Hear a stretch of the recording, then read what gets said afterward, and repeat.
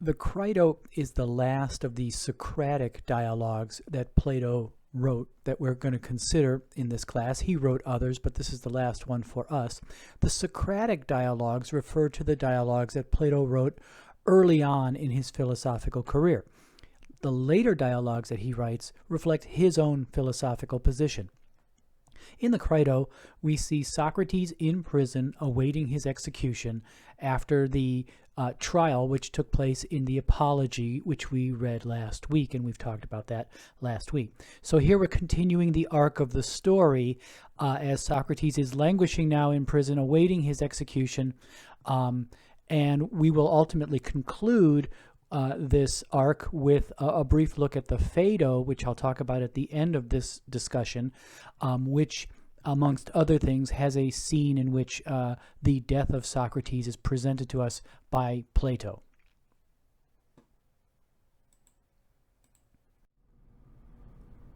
The central theme of the Crito is the relationship of the individual to the state.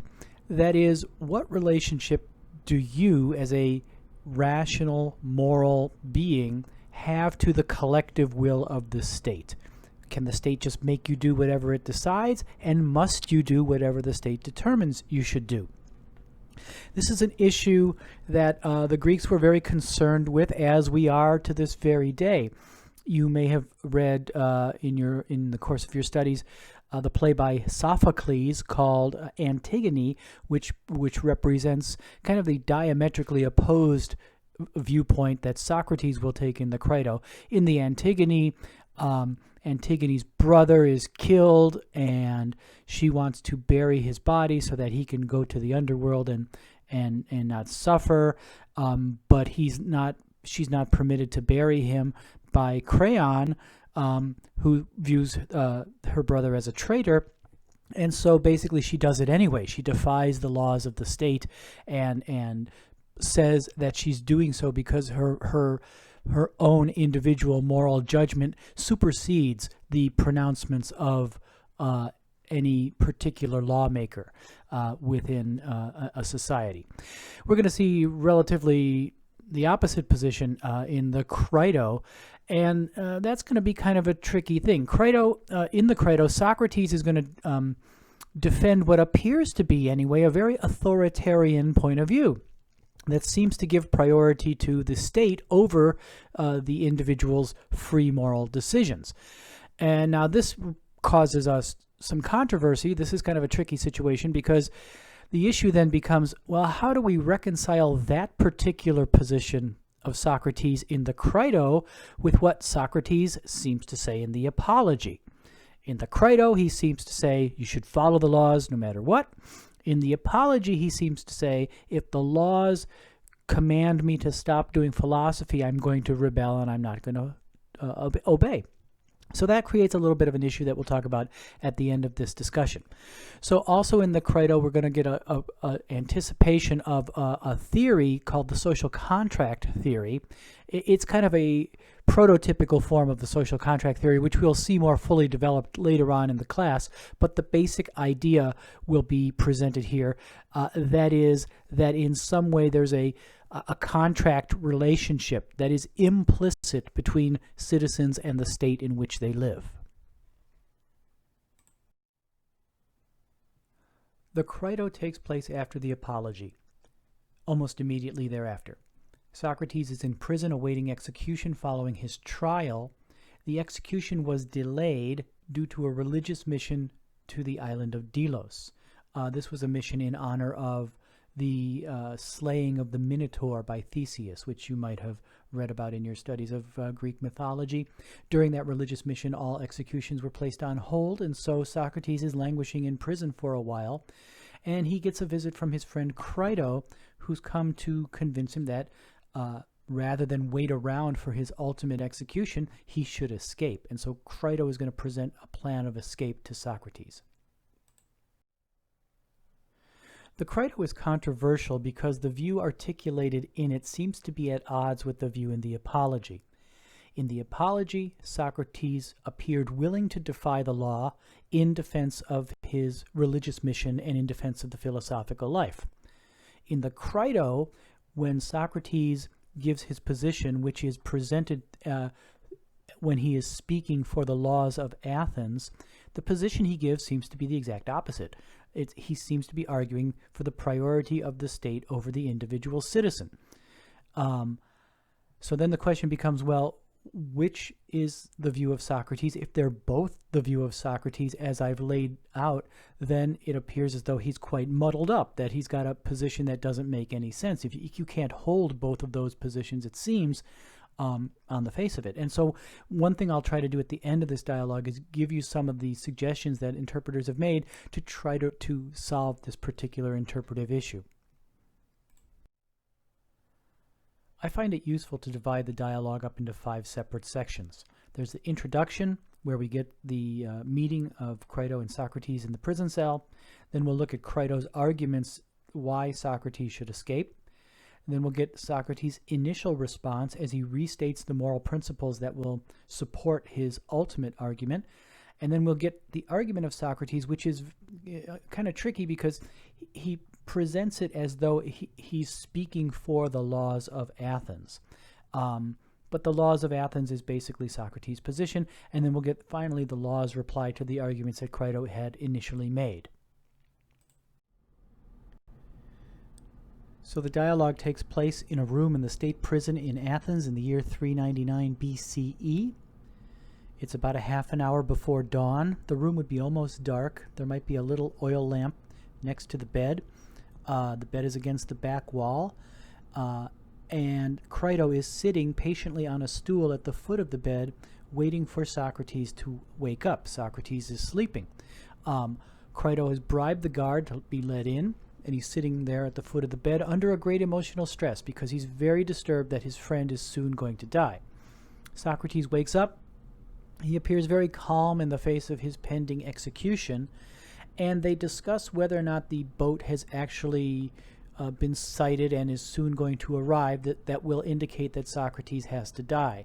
The idea is that once the boat arrives, Socrates will be executed the next day, and there has been word that the boat is going to arrive today, which means that he will be executed tomorrow unless he makes his escape. Crito then presents several arguments in favor of Socrates escaping from prison.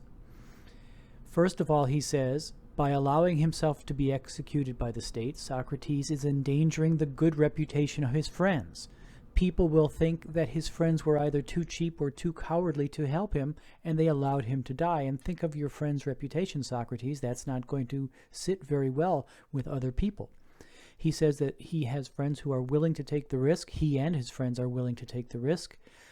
They have a source of money to bribe the guards and finance the escape. We have a place for you to go in another state, which is probably going to be Thessaly in the north of the Athenian peninsula. He says that if he doesn't escape, Socrates would be acting unjustly by, in a way, contributing to the efforts of his enemies to get rid of him. He will be playing right into their hands. He says that Socrates would be acting unjustly by abandoning his parental responsibilities. He has 2 sons that would be without a father, and so therefore he would be abandoning his children. And also, Crito concludes that it's cowardly to accept the situation without resistance. Now, the principal thing to note about Crito's arguments is that they're all prudential arguments. That is, they all talk about the practicality of getting Socrates out of prison.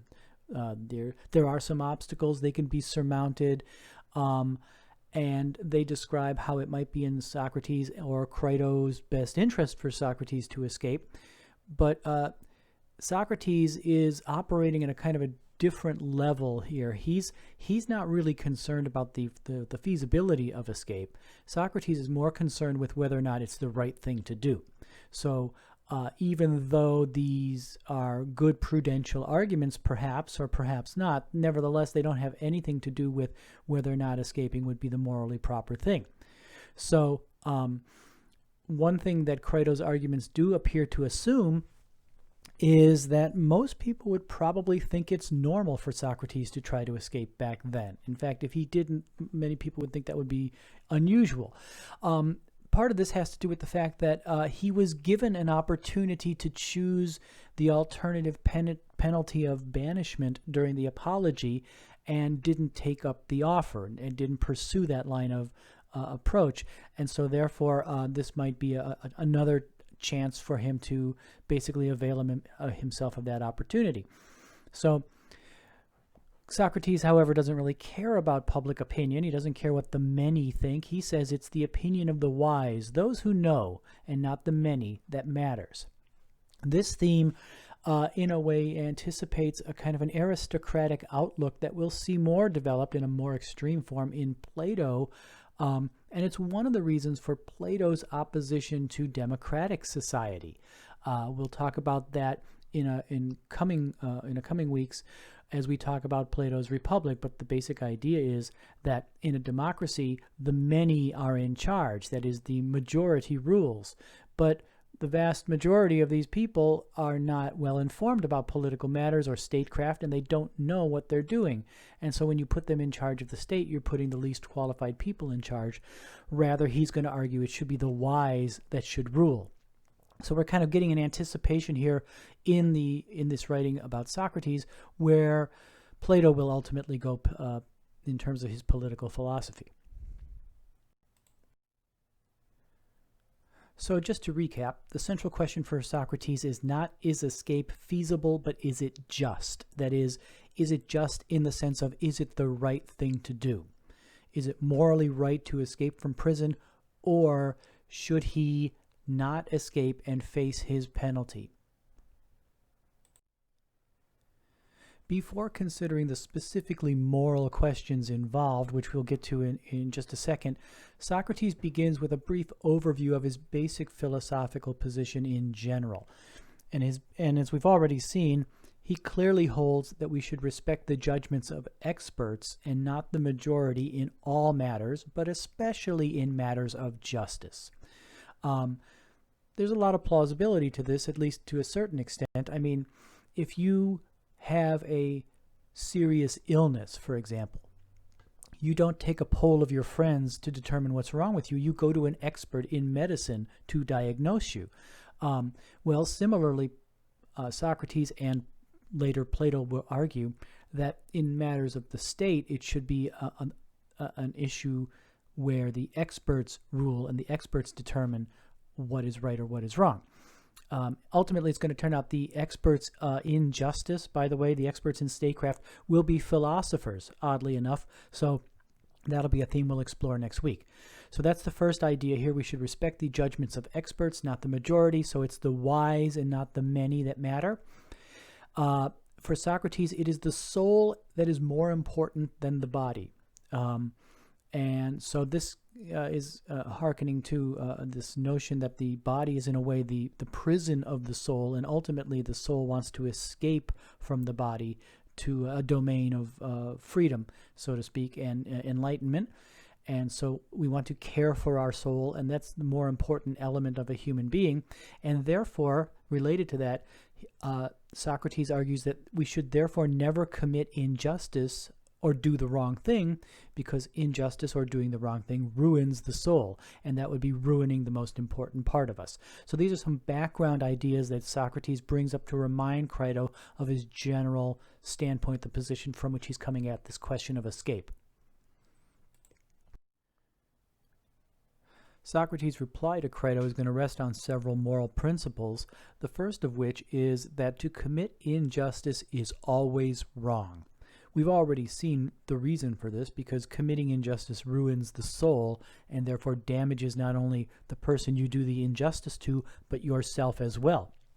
And therefore, since injustice always harms both the victim and the perpetrator, Socrates says even in cases where you've been wronged, it's not legitimate to commit injustice against somebody else. Secondly, he argues, and this is kind of a corollary, that we ought not to inflict injuries even in retaliation for being injured. And finally, when we make agreements or contracts, we enter into an obligation to fulfill our agreements or our contracts. So this is something that we have to do. So these are the three principles that are going to be appealed to in the arguments that Socrates is going to make. Now, for the ancient Greeks, justice and injustice were actions that were directed against other people. They didn't really have this a clear idea of committing injustice against the state or against an abstract entity like the state. So therefore, in order to make this idea somewhat more plausible that Socrates is trying to develop, he casts the state as a person. He casts the laws of Athens as a person who now enters into the dialogue. And so this personification of the laws of Athens becomes the person that we need to convince that escape is the right thing to do. As Socrates says, if we leave this place without first persuading the state to let us go, are we or are we not doing an injury and doing it to those we've the least excuse for injuring? Are we or are we not abiding by our just agreements? And so these are the questions that need to be answered before the decision to escape could be justified. So therefore he concludes, if I'm not able to persuade the laws that escape is the right thing to do, then I must obey the law and not escape, basically. So we have the laws of Athens personified. Socrates is making the case for the laws. And he's going to appeal to the moral principles that he's already just established. The first principle that he appeals to is the harm principle, we could call it, that it's always wrong to cause harm. Well, if it's always wrong to cause harm, then the laws of Athens argue that it would be wrong for Socrates to escape, because if he did, it would cause harm to the state. A state cannot exist if legal judgments can be nullified by private judgments. So it's not that the specific escape of Socrates would cause Athens to crumble, but rather it's a principled point that a state can't function unless its laws have force. And if individuals can just decide which ones they follow and which ones they don't, that would in fact lead to the destruction of the state, which of course would cause harm. So therefore, since it would be harmful to the state in that sense, the laws conclude that it would be wrong for Socrates to escape. Similarly, as we saw earlier, Socrates says that when you enter into an agreement or a contract, you have an obligation to fulfill that agreement or contract. And the laws argue that the relationship that Socrates has with the state is an agreement similar to the relationship between a child and her parents. That is, in ancient Athenian society, children owed their parents an obligation of respect and obedience. Basically, they had to do what their parents said. The parents were in charge. The parents were directing them. The parents protected them and raised them. And in so doing, that creates an agreement, so to speak, between the child and the parents where the child has to obey. Now, of course, if Socrates escapes from prison and therefore disobeys, he would be violating this compact that has been made, somewhat implicitly, but nevertheless would be violating it nevertheless. Finally, the laws say that Socrates had plenty of chances to leave at any time during his entire 70 years on Earth if he had decided or thought that the laws of Athens were in some way wrong or inappropriate or something that he didn't agree with. He could have gone somewhere else, but he never did. Notoriously, Socrates is kind of like the arch Athenian. He loves the city of Athens, and he rarely left except for maybe military obligations. And so by staying, the laws of Athens argue that implicitly, when you could have left but you decided to stay, you've entered into an agreement, a social contract with the state by remaining. So you've entered into this agreement, and therefore you need to follow the laws because that's part of the contract. If you disagreed with the laws, you could have left. So these are the three principal arguments that Socrates makes. Now, these are not all equally good arguments. I think they're all valid arguments, but that does not necessarily mean that the conclusion is a true statement. I do agree with the first argument of the laws. That is, if individuals could decide which laws to follow and which not, that would clearly lead to the downfall of society and the state. That seems to be perhaps the best argument that is presented.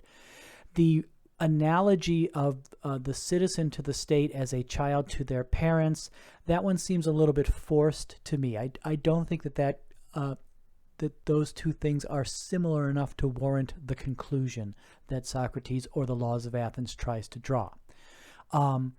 Finally, with respect to the third argument, there is some legitimacy to this notion of a social contract, of an implicit contract. It's not like we sign a contract to follow the laws when we're born in a particular society. We are just born in that society, and that comes to be assumed as part of our relationship with the society or the state. So I think that there's some high degree of plausibility to that argument as well. So they're not all equally good. I think the second one's a little bit of a weak analogy, but clearly the first and the third are the strongest of the three that are presented. So the laws are not convinced. The Laws of Athens maintain that it would be wrong for Socrates to escape. They have not been persuaded otherwise, and therefore that's their position. And by default, that's also Socrates' position as well. Now, we've had Crito's arguments, and now we've had Socrates' arguments for their individual positions, and then the dialogue finally turns in the end to a criticism of the arguments that Crito has made. So we see the arguments that Socrates' escape would achieve nothing, basically. His friends will be punished for his escape by banishment or the confiscation of their property, so they will be harmed. When Socrates goes to this other country, whatever it might be, he'll be branded with the stigma of being a lawbreaker, and no one would respect him, and everyone would be suspicious of him. If he were to escape and break the law, that would in fact confirm the verdict of the jurors that he's a corrupting influence in society. I mean, it seems clear that someone who's willing to break the law is not going to be a good, positive influence, especially on the young people who might be emulating Socrates. So that would be a terrible thing to confirm the verdict. Escape would make a mockery of his previous moral views. Those are the views we articulated earlier with respect to not causing harm, never doing injustice, following your contracts. All those would just fly out the window and therefore would make his moral position collapse, essentially. It is unseemly and humiliating for an elderly man to cling so desperately to life. This is one we need to talk about just very briefly. Socrates is 70 years old at the time of this dialogue. I used to think 70 was a lot older than I think it is now. I think 70 is like the new 50, but back then 70 was like the new 200, because the average life expectancy was about 15 years old in ancient Athens. So for someone of 70 years old to be clinging for an extra few months or years of life does seem a little bit unseemly. Socrates argues that if he were to escape, it would not help his sons. It would make them foreigners. They would have no social position in the land in which they went to. And in any case, Socrates' friends will care for his sons in the event of his death. Socrates was notoriously poor, and his wife, Xanthippe, was notoriously always angry at him for not working as hard as he probably could because he was doing philosophy all the time. But Socrates did have a lot of very wealthy friends, including Plato. Plato is from an aristocratic family, had lots of money. As we saw earlier, he even volunteered to pay the fine that Socrates faced in the Apology. So he says, my friends will be able to take care of my sons in the event of my death. And finally, if he were to escape and commit this act of injustice, when he does ultimately go into the other world, to Hades, as the Greeks referred to it, he would face his judges in the underworld, and they would not look favorably upon this action. So therefore the laws, in this case, the idea of escaping would carry not only a penalty in this world, but in the other world, the next life as well.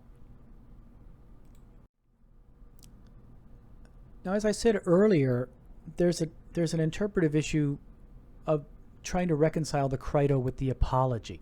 And I'm just going to summarize a few of the basic strategies that you could take in trying to sort out this particular issue. One strategy is to argue that the character of Socrates in the Crito and in the Apology are consistent. That is, there's no inconsistency or there's no contradiction between the two, that they both reflect the fundamental Socratic view that we must act only from our own convictions, and we must act only on what reason tells us is the right thing to do. This is what Socrates says in the Apology. And this is what he says in the Crito as well.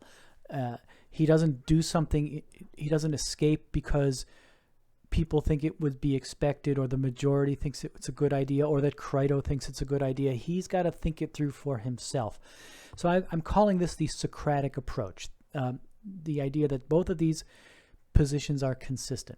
And part of this involves having to maintain that the Crito is a relatively early dialogue, early in the sense that it was written early in Plato's philosophical career, and it was written close to the time of the Apology. So the two views that we see articulated here are similar. Now, there's a different approach that some interpreters take, and this is going to be the approach that Stephen Smith takes in the video lecture from the Yale Political Philosophy series that I'm putting with this material. His approach is somewhat different. He's going to take the approach that the ideas that we see articulated by Socrates in the Crito are not really Socrates' views, but they're actually Plato's positions. That Plato is using Socrates kind of as a spokesperson to articulate Plato's own particular views. So I call this the Platonic approach. So the idea here is that the Crito is actually a later dialogue written years later when Plato has developed his own unique political perspective. I'm not completely convinced by this, but it does solve the problem relatively easily. But I don't think that it's the best solution, but it is one that is quite common. You could go for a blended or a kind of a compromise position as well, and argue that the Crito emphasizes the political ideas that Socrates and Plato do share. Both indeed are suspicious of democracy and public opinion. Both appear to say that the matters of the state should be determined by the experts who know. So those are two elements that Plato and Socrates do in fact share. So you might see the Crito as kind of a transitional dialogue where the position, although moving away from the position in the Apology, is still consistent with what Socrates has said earlier, but is also moving towards emphasizing those commonalities that Plato and Socrates share together. So you can look these over and kind of think this through. I think that an excellent test question for an exam might be to defend one of these positions and tell me which one you think is the most plausible. So that might be something you may want to reflect on for what comes up down the road. In a dialogue called the Phaedo, Plato records for us in dramatic fashion the execution of Socrates by means of hemlock poisoning. That is the end of Socrates, but it's also the beginning of a whole tradition of Greek philosophy that takes us from Plato to Aristotle and beyond. We're going to look at a little bit of Plato's philosophy as we transition from Socrates to Plato this week, and then we'll go into great detail next week when we dive into the Republic per se.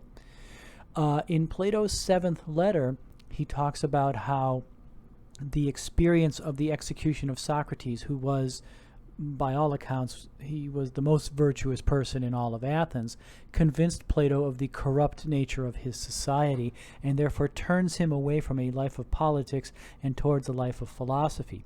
His goal becomes reforming the corrupt nature of a city that would kill its best people.